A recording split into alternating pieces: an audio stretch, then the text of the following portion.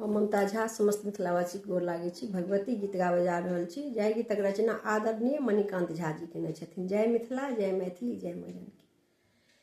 एली एली भवानी हमर अंगना, एली एली भवानी हमर अंगना, हमर अंगना है हमर अंगना, हमर अंगना है हमर अंगना, एली एली भवानी हमर अंगना, एली एली भवानी हमर अंगना। माता के महिमा अपरंपार, माता के महिमा अपरंपार, दीन दुखी के करती उदार, दीन दुखी के करती उधार।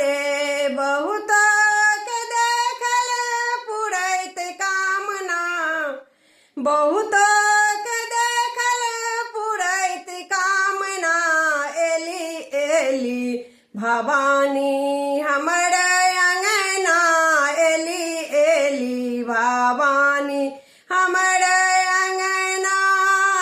जे सब हिना कर केलानी सेवा, जे सब हिना कर केलानी सेवा, मासा ओ सब पालनी मेवा, मासा ओ सब पालनी मेवा।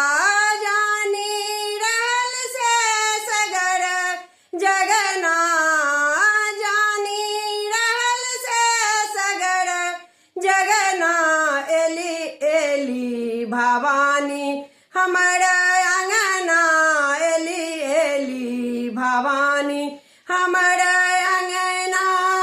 गंगा जल सा चरण पखारब, गंगा जल सा चरण पखारब, सोनाक थारी आरती उतारब, सोनाक थारी आरती उतारब।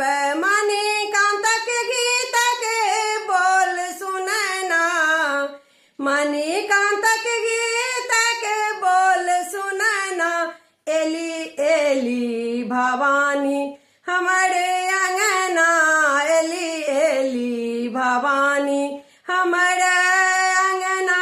धन्यवाद।